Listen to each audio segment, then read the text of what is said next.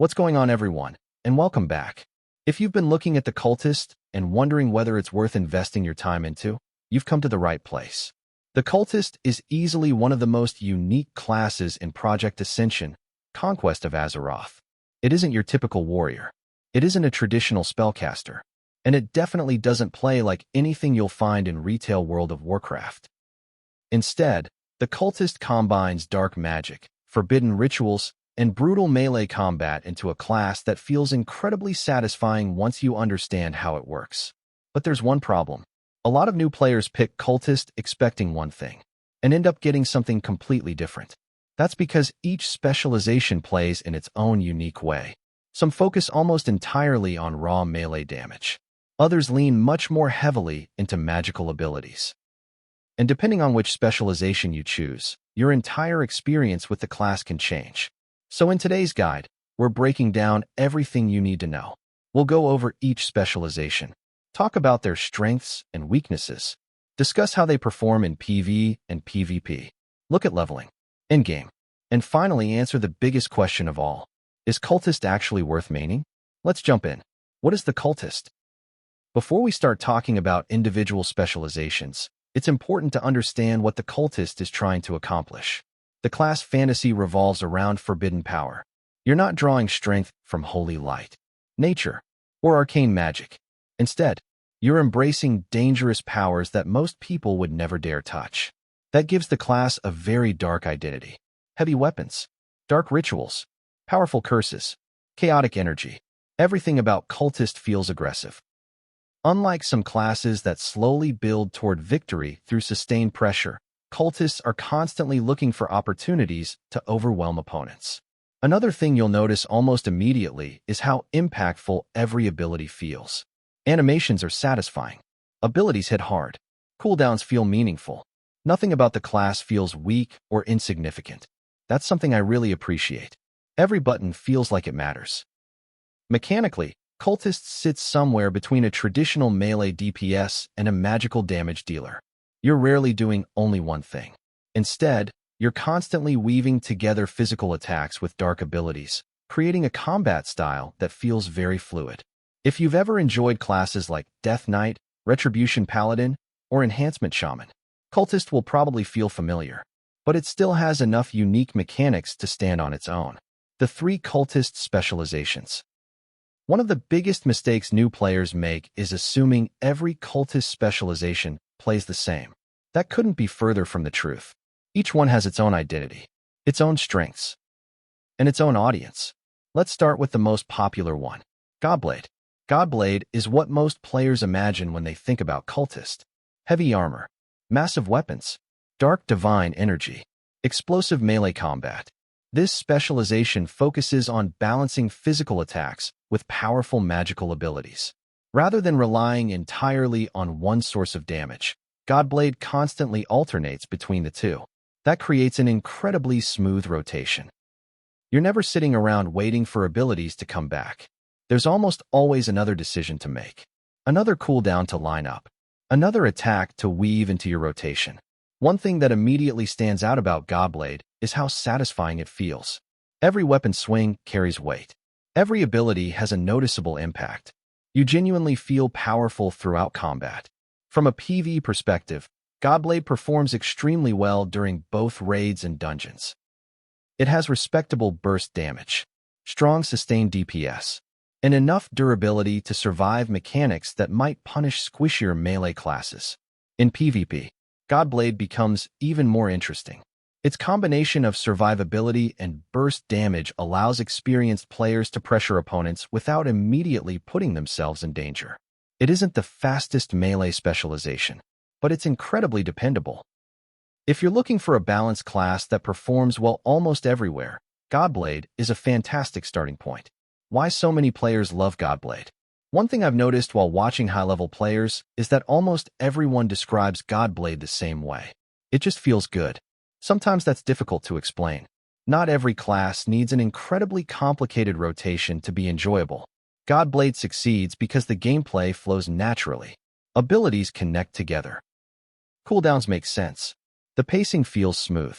And because of that, it's surprisingly beginner-friendly while still giving experienced players plenty of room to optimize. That's honestly one of the strongest compliments you can give any class. Now, Godblade might currently be the most popular cultist specialization, but it's definitely not the only one worth considering. The next specialization plays very differently and appeals to an entirely different type of player. Let's talk about that next. Dreadlord, Master of Corruptions. If Godblade is the balanced all-rounder of the cultist class, Dreadlord is the specialization that fully embraces darkness. Everything about this spec revolves around corrupting your enemies, empowering yourself through forbidden magic, and slowly turning the battlefield in your favor. Unlike Godblade, Dreadlord doesn't rely purely on weapon swings to carry its damage. Instead, you're constantly mixing melee attacks with dark spells, curses, and corruption effects that continue putting pressure on your target. It's a much more methodical specialization. Instead of asking yourself, how do I kill this enemy as fast as possible? You're asking, how do I control this fight? That difference completely changes how the class feels. Good Dreadlord players don't panic. They don't blow every cooldown the second combat starts. Instead, they slowly build momentum. Every ability strengthens the next. Every cooldown creates another opportunity. By the time your opponent realizes what's happening, they're already overwhelmed. One thing I really appreciate about Dreadlord is how rewarding it feels to master. At first, the rotation might seem slightly slower than Godblade. But once you begin understanding how everything works together, the specialization becomes incredibly smooth. You stop thinking about individual abilities and start thinking about maintaining pressure throughout the entire encounter. PvE performance. In PvE, Dreadlord performs especially well during longer boss fights. The longer combat lasts, the more opportunities you have to maintain your debuffs, line up cooldowns, and maximize your damage. This makes it an excellent raid specialization.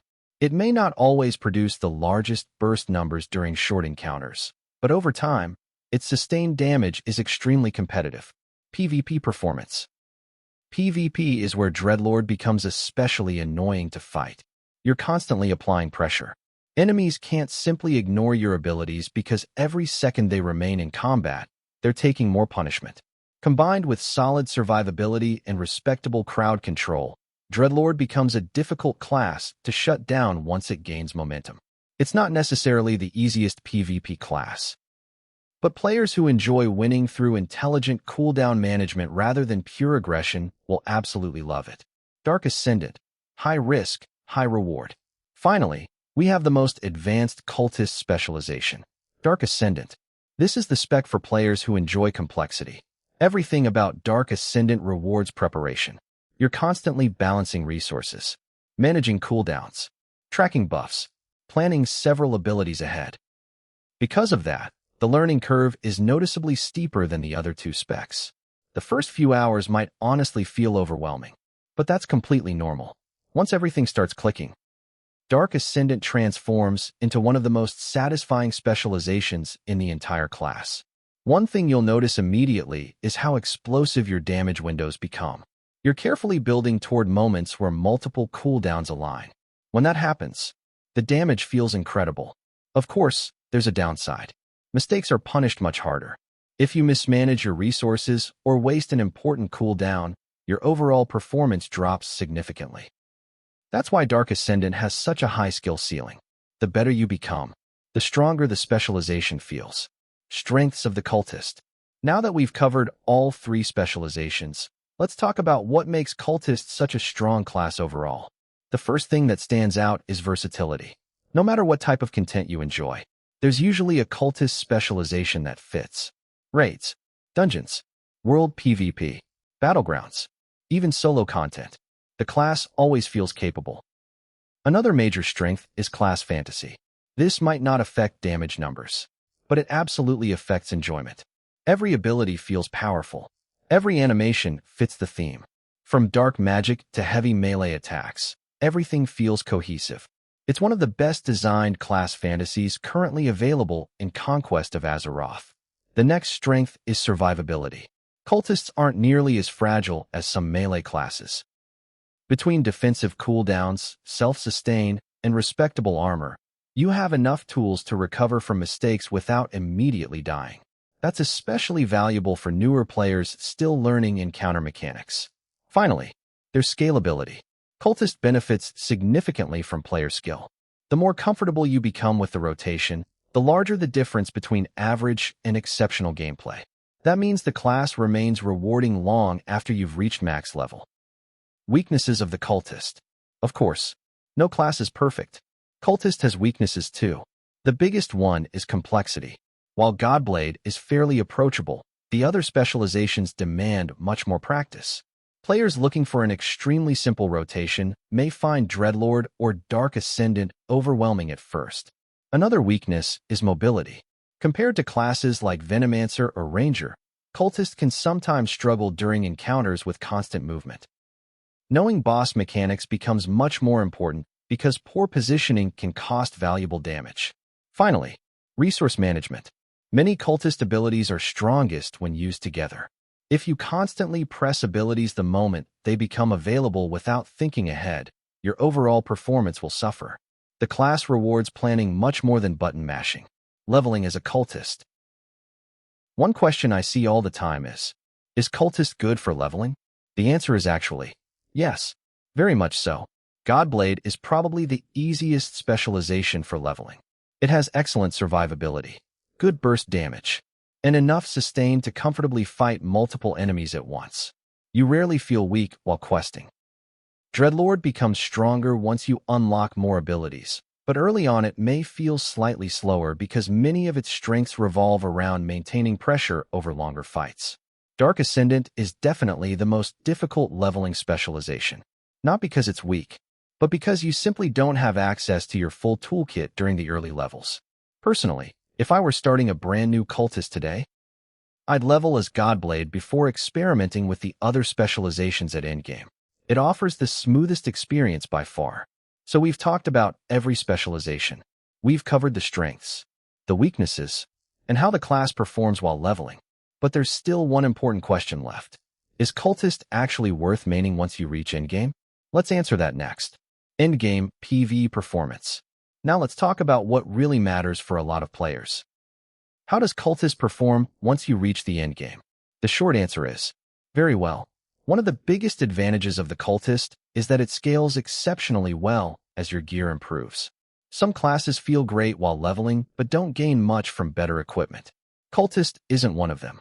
As your stats increase and your build becomes more refined, your damage output becomes much more consistent, your cooldown windows hit harder, and your overall gameplay starts to feel smoother. In raids, Cultists are capable of producing competitive damage while bringing solid survivability to difficult encounters. You're not constantly worried about being one-shot by every mechanic, which gives you more room to focus on your rotation. In dungeons, the class also performs extremely well. Godblade is excellent at dealing with priority targets while maintaining respectable AoE damage. Dreadlord shines in longer pulls where enemies survive long enough for your corruption effects to generate maximum value. Dark Ascendant rewards players who understand dungeon pacing, allowing you to line up your strongest cooldowns for the biggest trash pulls and boss encounters. Overall, no matter which type of PvE content you enjoy, Cultist has a specialization that can perform at a high level. Endgame PvP performance. PvP is where opinions about the Cultist start to vary. And honestly, that's because each specialization fills a different role. Godblade is probably the easiest recommendation for players who want to jump into battlegrounds or world PvP. It offers a great balance of survivability, pressure, and burst damage. You don't rely on landing one perfect combo to win. Instead, you're constantly forcing your opponent to respond to your attacks. Dreadlord is a completely different experience. Rather than overwhelming players immediately, you're slowly taking control of the fight. Every curse, every corruption effect, every cooldown adds more pressure. Against experienced opponents, patience becomes your greatest weapon. Then there's Dark Ascendant. This is the PvP specialization with the highest skill ceiling. If you know exactly when to engage, when to retreat, and how to maximize your burst windows, Dark Ascendant can eliminate opponents incredibly quickly. But if your timing is off, you'll struggle much more than you would with Godblade. For most players, Godblade will feel the most reliable. For experienced PvPers looking for a challenge, Dark Ascendant offers one of the highest ceilings in the class. Common mistakes new Cultist players make. Let's go over a few mistakes that almost every new Cultist player makes. The first is blowing every cooldown as soon as combat starts. This might work against weaker enemies, but in harder content, patience almost always pays off. Learning when to save your biggest abilities is just as important as learning when to use them. The second mistake is ignoring defensive abilities. Many players become so focused on dealing damage that they forget Cultist has excellent tools for staying alive. A dead DPS deals 0 damage. Using your defensive cooldowns intelligently will improve your overall performance far more than squeezing in one extra attack. Another common mistake is constantly switching specializations. It's tempting to try every spec after hearing someone say it's the strongest. But the truth is, you'll improve much faster by sticking with one specialization long enough to truly understand it. Mastery almost always beats constantly chasing the meta. And finally, many players underestimate positioning. Cultist performs best when you're already in the right place before mechanics happen. If you're constantly chasing enemies or reacting too late, your damage naturally drops. Good positioning often separates average players from great ones. Which Cultist spec should you play? If you're still unsure which specialization fits you best, here's a simple breakdown. If you're completely new to the class, choose Godblade. It's the easiest to learn, performs well in almost every type of content, and gives you a solid understanding of the Cultist's core mechanics. If you enjoy planning ahead and applying constant pressure over the course of a fight, give Dreadlord a try. It rewards patience, smart decision-making, and careful cooldown management. If you're someone who loves mastering difficult classes and doesn't mind spending extra time learning your rotation, Dark Ascendant is probably the specialization you'll enjoy the most. It demands more from the player, but it also offers incredible rewards once everything starts to click. The nice thing is that there really isn't a bad option. Each specialization offers a different experience while still staying true to the Cultist's dark fantasy. Is Cultist worth maining? So, after everything we've covered, is Cultist actually worth making your main? Personally, I'd say yes, and not just because it's strong. The biggest reason is that the class simply feels fun to play. Every ability has impact. The animations are excellent. The class fantasy is one of the strongest in Conquest of Azeroth. And perhaps most importantly, the class grows with you. The better you become, the more rewarding the gameplay feels. That's exactly what I look for when choosing a main. You're not just playing a powerful class. You're playing one that continues rewarding improvement. Whether your goal is raiding, mythic dungeons, PvP, or simply exploring the world, Cultist has enough flexibility to stay enjoyable across every type of content. Unless major balance changes happen in future patches, I think Cultist is going to remain one of the strongest and most satisfying classes available. That wraps up my complete Cultist guide for Project Ascension, Conquest of Azeroth. Hopefully this helped you understand not only how the class works, but also whether it's the right fit for your playstyle. Remember, while tier lists and damage numbers are always changing, the class you enjoy playing will almost always be the one you perform best with. So if the Cultist's dark magic, powerful melee combat, and unique playstyle appeal to you, don't be afraid to give it a shot. If you enjoyed this guide, make sure to leave a like and subscribe for more Conquest of Azeroth content, including class guides, leveling guides, PvE and PvP tier lists, builds, and endgame tips. And let me know down in the comments. Which Cultist specialization are you planning to main? Godblade, Dreadlord, or Dark Ascendant? And why? I'd love to hear your thoughts and experiences. Thanks for watching, and I'll see you all in the next one.